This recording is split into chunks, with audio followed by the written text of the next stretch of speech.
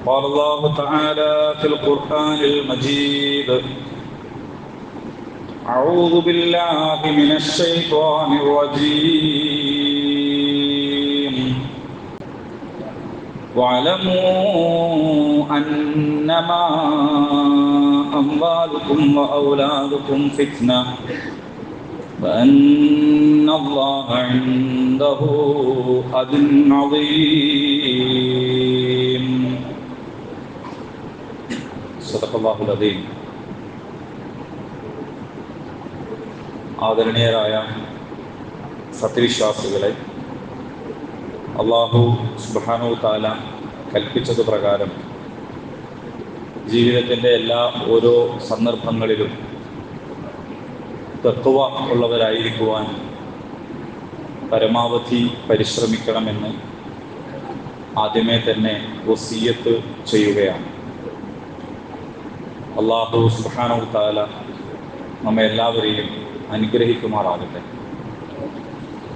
യാ അയ്യുഹല്ലദീന ആമനു, അല്ലയോ സത്യവിശ്വാസികളെ, ലാ തഖൂനുല്ലാഹ വറസൂൽ, നിങ്ങൾ അല്ലാഹുവിനെയും അവൻ്റെ ദൂതനെയും ചതിക്കരുത്. വതഖൂനു അമാനാതിക്കും, നിങ്ങളെ വിശ്വസിച്ച് ഏൽപ്പിച്ച കാര്യങ്ങളെയും വഅൻതും തഅലമൂൻ, നിങ്ങൾ അറിഞ്ഞുകൊണ്ട് അതിൽ വഞ്ചന കാണിക്കരുത്. വഅലമു, നിങ്ങൾ അറിഞ്ഞിരിക്കുക, അന്നമാ അംവാലുക്കും ഔലാദുക്കും ഫിത്ന, നിങ്ങളുടെ സമ്പത്തും സന്താനങ്ങളും പരീക്ഷണോപാധികൾ മാത്രമാണ്. വഅന്നല്ലാഹ ഇൻദഹു അജ്റുൻ അദീം, അല്ലാഹുവിങ്കലാണ് അതിമഹത്തായ പ്രതിഫലം ഉള്ളത്. അല്ലാഹു സുബ്ഹാനഹു തആല മാതാപിതാക്കളെ ഏൽപ്പിച്ചിട്ടുള്ള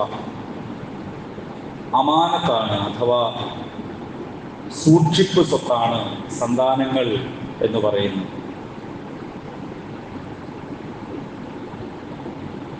അല്ലാഹു തആല പരിശുദ്ധ ഖുർആനിൽ തന്നെ സന്താനങ്ങൾ പരീക്ഷണമാണ് എന്നും പറഞ്ഞിട്ടുണ്ട്. സൂറത്തുൽ അംഫാലിലെ 2 ആയത്തുകളാണ് നിങ്ങളെ ഞാൻ ഓതി കേൾപ്പിച്ചിട്ടുള്ളത്. സന്താനങ്ങൾ എന്ന് പറയുന്നത് മാതാപിതാക്കൾക്ക് ഉടമസ്ഥാവകാശമുള്ള കാര്യങ്ങളല്ല. അതുകൊണ്ട് തന്നെ കുട്ടികളുടെ മേൽ തങ്ങളുടെ ഇഷ്ടങ്ങളും താല്പര്യങ്ങളും നടപ്പിലാക്കുകയല്ല മാതാപിതാക്കൾ ചെയ്യേണ്ടത്. ഉടമസ്ഥനായ അള്ളാഹുവിൻ്റെ ഇഷ്ടങ്ങളും താല്പര്യങ്ങളും നടപ്പിലാക്കാൻ പരിശീലിപ്പിക്കുകയാണ് വേണ്ടത്. വളരെ ചെറിയ പ്രായത്തിൽ തന്നെ ഇസ്ലാമികമായിട്ടുള്ള സംസ്കാരം, ശീലങ്ങൾ, അനുഷ്ഠാനങ്ങൾ, സ്വഭാവങ്ങൾ, ഇതൊക്കെ പരിശീലിപ്പിക്കണം. പ്രായപൂർത്തിയാകുന്നതിന് മുമ്പ് അങ്ങനെ തങ്ങളുടേതായ ആദർശം കുട്ടികളിലേക്ക് പകർന്നു നൽകുന്നത് ശരിയാണോ എന്ന് ചോദിക്കുന്നവരും. നാസ്തികരായ ചില ആളുകൾ പറയുന്നു, ഞങ്ങൾ ഞങ്ങളുടെ മക്കളുടെ മതം എന്നുള്ള കോളം ഒഴിച്ചിടുകയാണ് ചെയ്യാറുള്ളത്. അവർക്ക് പ്രായപൂർത്തി എത്തിയതിന് ശേഷം ഇഷ്ടമുള്ള മതം അവർ സ്വീകരിച്ചു കൊള്ളട്ടെ എന്നാണ്. ഇതൊരു വലിയ ജനാധിപത്യ ബോധവും പുരോഗമനപരവും ഒരു വലിയ പരിഷ്കൃത സമീപനവുമൊക്കെയായി പരിചയപ്പെടുത്താറുണ്ട്. എന്നാൽ ഒരു വ്യക്തിയെ സംബന്ധിച്ചിടത്തോളം അവൻ്റെ ഐഡന്റിറ്റിയിൽ ഏറ്റവും പ്രധാനപ്പെട്ട കാര്യമാണ് അവൻ്റെ പേര് എന്ന് പറയുന്നത്. പ്രായപൂർത്തി എത്തിയതിന് ശേഷം ഇഷ്ടമുള്ള പേര് സ്വീകരിച്ചു കൊള്ളട്ടെ എന്ന് ആരും വെക്കാറില്ല. കുഞ്ഞുങ്ങൾക്ക് വാക്സിനേഷൻ നൽകുന്നതിൽ കുഞ്ഞിൻ്റെ അഭിപ്രായം ആരും സ്വീകരിക്കാറില്ല. അവന് നൽകുന്ന ഭക്ഷണം അവന്റെ ജീവിതാവസാനം വരെ അവന്റെ ജീവിതത്തെ സ്വാധീനിക്കുന്നതാണ്. കുഞ്ഞിനോട് അഭിപ്രായം ചോദിക്കാറില്ല. അവന് നൽകുന്ന ചികിത്സാ രീതി അത് മോഡേൺ മെഡിസിൻ വേണമോ അതല്ല വല്ല ബദൽ സംവിധാനവും വേണമോ എന്ന് തീരുമാനാധികാരം വന്നതിന് ശേഷം അവൻ ചെയ്തു കൊള്ളട്ടെ എന്നാരും പറയാറില്ല. എന്ന് പറഞ്ഞാൽ കുട്ടികളുടെ മേൽ മാതാപിതാക്കൾക്ക് ചില അധികാരങ്ങളുണ്ട് എന്നത് എല്ലാവരും അംഗീകരിക്കുന്ന സമ്മതിക്കുന്ന കാര്യമാണ്. അങ്ങനെയാണെങ്കിൽ എല്ലാ പൈശാചിക ദുർബോധനങ്ങളിൽ നിന്നും എൻ്റെ കുട്ടിയെ ദൈവീക സന്മാർഗത്തിലേക്ക് നയിക്കണം എന്ന കാര്യത്തിൽ മാത്രം മാതാപിതാക്കൾ ഇടപെടരുത് എന്ന് പറയുന്നതിൽ എന്ത് യുക്തിയാണ് ഉള്ളത്?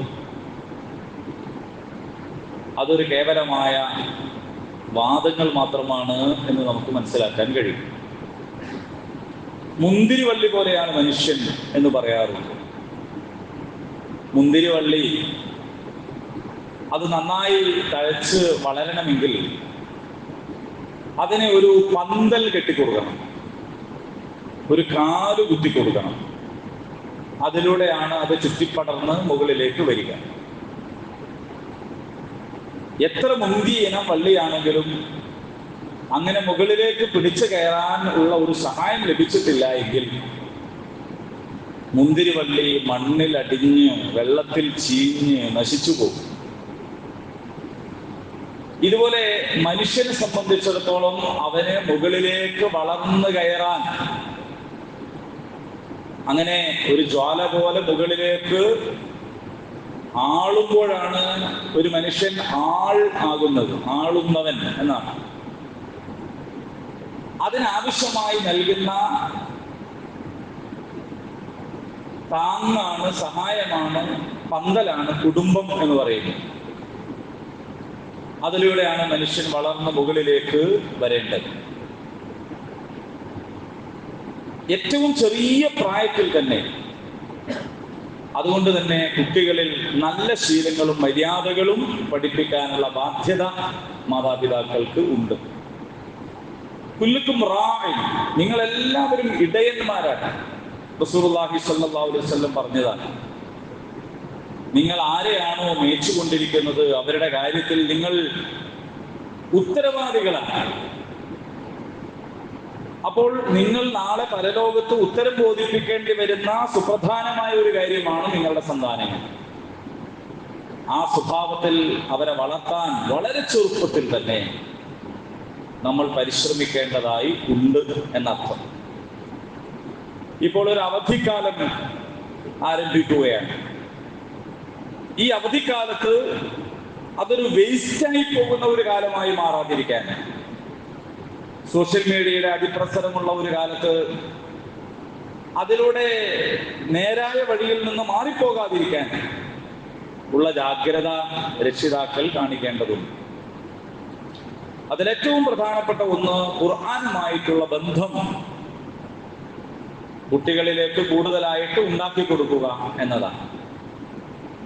മിനദുലുമാതിയിലെന്നോ, എല്ലാ അന്ധകാരത്തിൽ നിന്നും അത് വെളിച്ചത്തിലേക്ക് നയിക്കും. മറ്റൊന്ന്, നമ്മുടെ പൂർവികരായ മഹത്തുക്കളുടെ ചരിത്ര പാഠങ്ങൾ കുട്ടികൾക്ക് പകർന്നു കൊടുക്കുക എന്നതാണ്. കുട്ടികൾക്ക് മാത്രമല്ല, ഇസ്ലാമിക സമൂഹം പ്രതിസന്ധിയിലകപ്പെട്ട എല്ലാ കാലത്തും ഖുർആൻ ചെയ്തത് ചരിത്രം പറഞ്ഞു കൊടുക്കുക എന്നതാണ്. ചരിത്ര പാഠങ്ങൾ നമുക്ക് വർത്തമാനകാലം ഭാവിയിലേക്ക് ഏറ്റവും നല്ല ഒരു മുന്നേറ്റമാക്കി മാറ്റാൻ നമുക്ക് കരുത്ത് നൽകുന്നതാണ്. സാധ്യമായ അത്രയും സന്ദർഭം കുട്ടികൾക്ക് കൂടെ ആയിരിക്കാൻ ശ്രമിക്കുക എന്നത് മാതാപിതാക്കൾ ശ്രദ്ധിക്കേണ്ടുന്ന കാര്യമാണ്. എത്ര ബിസിനസ്സും തിരക്കും ഒക്കെ ഉള്ള ആളുകളാണെങ്കിലും കുട്ടികൾ അവധിക്കാലത്ത് അവരുടെ വഴിക്ക് വിടുന്നതിന് പകരം അവരോടൊപ്പമായിരിക്കാൻ പരമാവധി ശ്രദ്ധിക്കുക എന്നതാണ്. ഇങ്ങനെ ബോധപൂർവമായിട്ടുള്ള ഒരു ശ്രമം നമ്മുടെ ഭാഗത്ത് നിന്ന് കുഞ്ഞുങ്ങളുടെ പരിപാലന കാര്യത്തിൽ ഉണ്ടെങ്കിൽ മാത്രമേ നമുക്ക് അള്ളാഹുവിന്റെ മുമ്പിൽ നാളെ ഹാജരാകുമ്പോൾ ഈ അമാനത്തിൽ ഞങ്ങൾ സൂക്ഷ്മത പാലിച്ചിരുന്നു എന്ന് പറയാൻ നമുക്ക് സാധ്യമാവുകയുള്ളൂ. അല്ലാഹു സുബ്ഹാനഹു വ തആല നമ്മെ അനുഗ്രഹിക്കുമാറാകട്ടെ.